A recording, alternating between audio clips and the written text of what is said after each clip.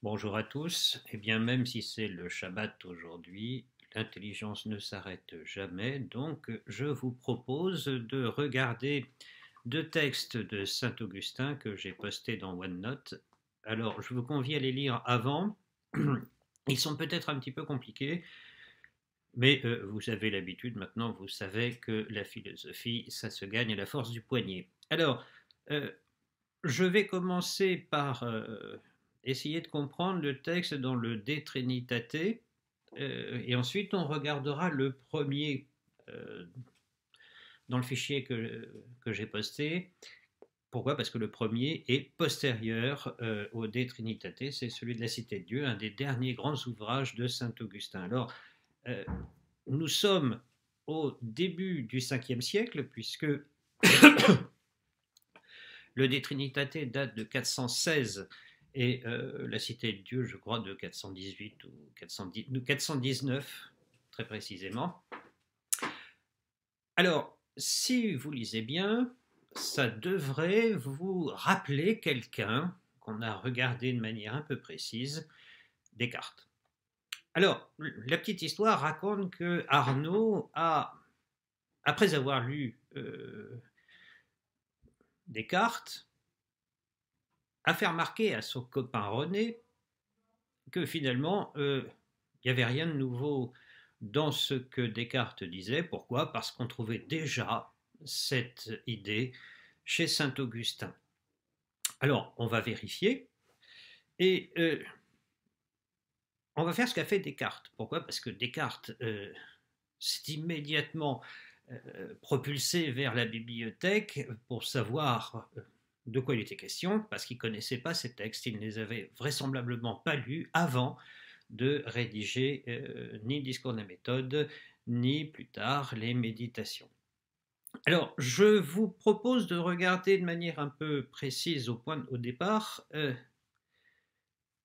le texte dans le De Trinitate.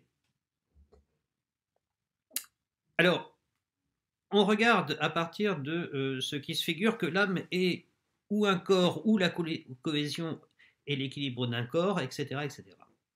Que dit le texte? Le texte essaie de comprendre l'articulation entre l'âme et le corps. Alors ça vient d'Aristote. Nous l'avons vu hier. Ça vient d'Aristote, pourquoi? Parce que pour Aristote, l'âme, c'est la forme d'un corps. L'âme et le corps sont unis, forment une unité, quoi qu'il arrive, et lorsque le corps disparaît, l'âme disparaît avec. Sauf, pour l'homme, cette petite parcelle qui fait que l'âme se connaît elle-même. Donc vous voyez que là, à partir du moment où nous entrons avec saint Augustin dans ce problème de la coordination de l'âme et du corps, bien évidemment, il y a cette tradition aristotélicienne derrière qui traîne et avec laquelle Augustin va devoir se battre, enfin en tout cas clarifier sa propre position. Alors, premier point, donc, question de où est le sujet.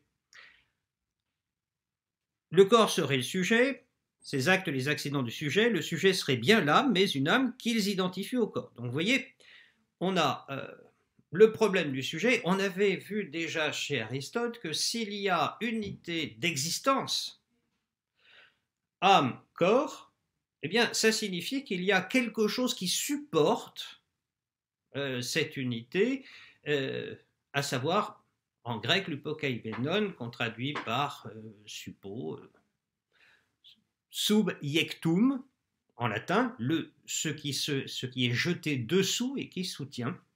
Eh bien ça y est, nous allons le trouver chez saint Augustin.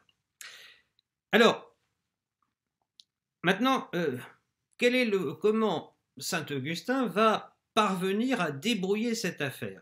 Eh bien, tout simplement en reprenant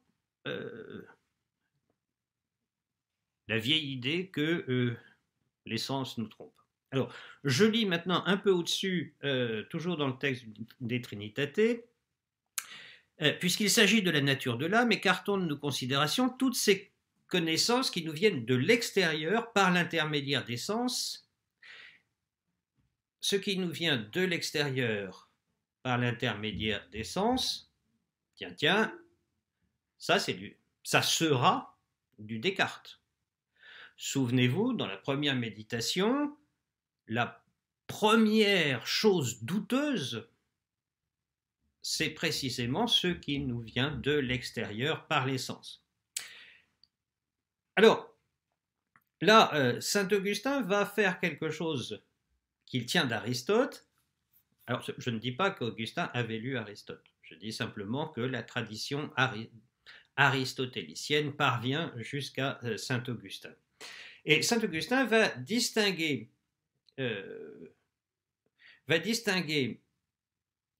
ce qui vient des sens et les sens eux-mêmes. Ça, vous voyez ça dans le texte de la Cité de Dieu. Ce qui me vient des sens, c'est une certaine émotion, on va dire ça comme ça pour parler de manière contemporaine. Donc, ce qui me vient des sens, c'est une certaine émotion, mais je ne pourrais pas avoir cette émotion si l'âme, n'avait pas la faculté de. D'accord ?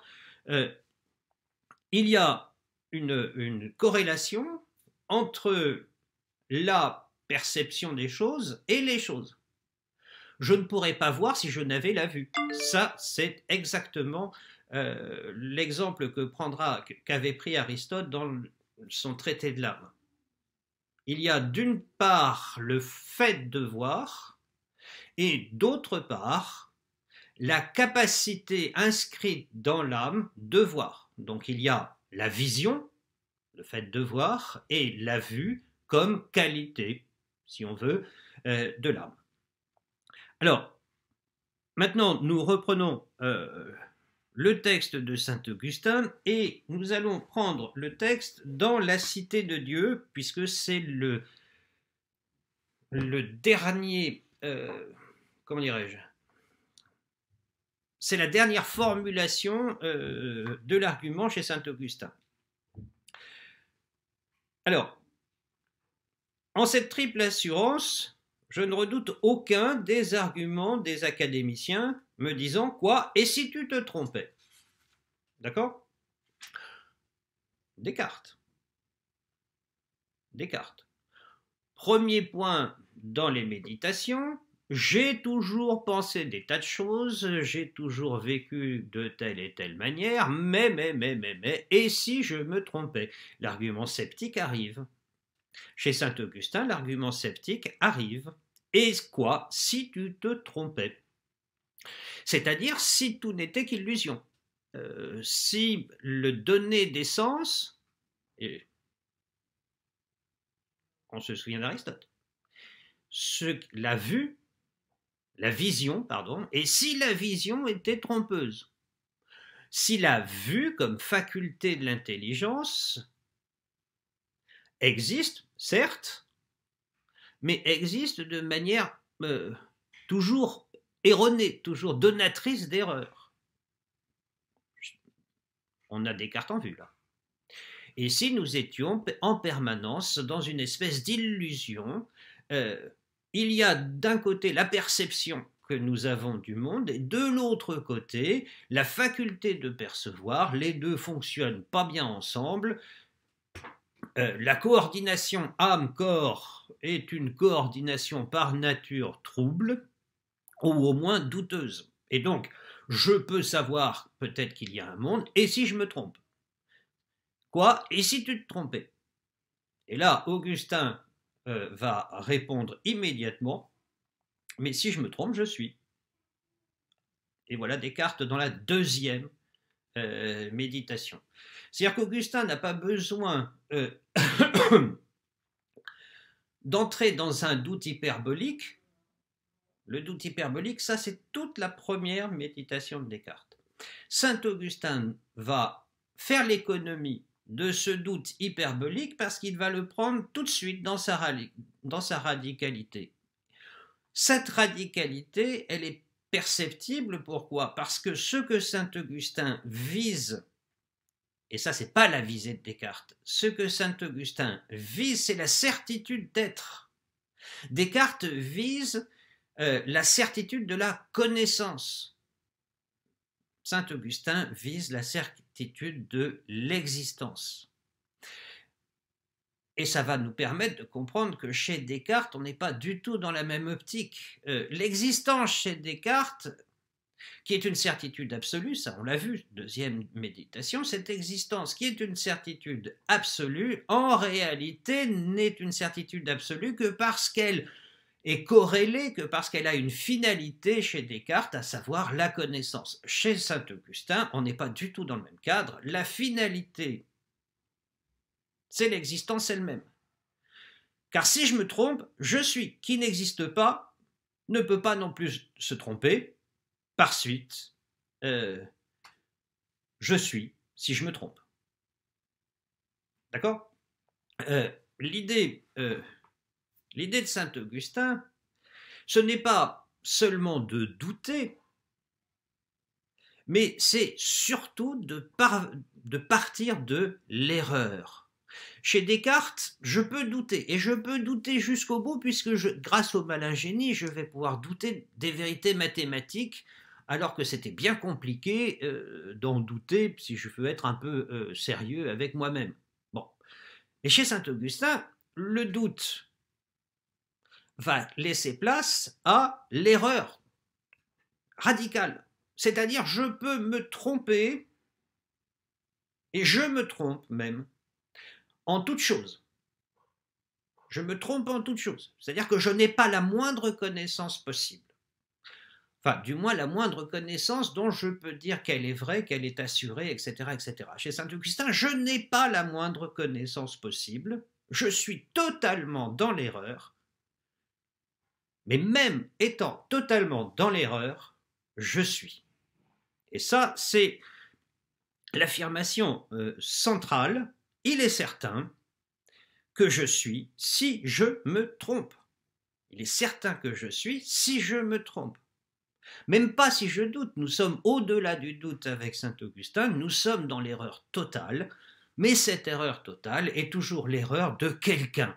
Et c'est là, d'une certaine manière, que nous allons complètement sortir du monde grec. C'est pour ça que j'ai tenu ce matin à vous parler de saint Augustin. Vous remarquez bien que là, il ne s'agit plus de savoir si l'âme aurait des facultés cognitives adaptées au monde et si le rapport entre ces facultés cognitives et le monde lui-même pourrait être juste, pas juste, vrai, pas vrai, etc., etc. Tout ça, c'est le monde grec. C'est-à-dire un monde où ce qui va compter, d'abord, c'est la connaissance, c'est la capacité de rejoindre quelque chose qu'on va appeler la vérité. Avec saint Augustin, nous sommes les héritiers de la tradition biblique, donc de l'autre tradition philosophique occidentale, et ce qui compte, ce qui est premier avec saint Augustin, c'est l'existence et l'existence indépendamment du fait de connaître ou pas, du fait de pouvoir connaître ou de ne pas pouvoir connaître. Ce qui compte, c'est l'existence qui va permettre de rendre compte de quelque chose d'absolument fondamental, à savoir l'être humain n'est pas réductible à ses facultés cognitives. Bon, si on veut raisonner de manière très moderne, qu'est-ce que ça va vouloir dire? Eh bien, ça va vouloir dire que le plus faible d'entre nous, celui dont le QI est le plus bas, il existe.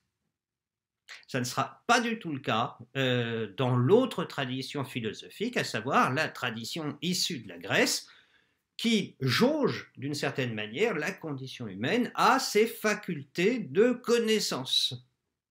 Chez saint Augustin, il n'en est pas question du tout.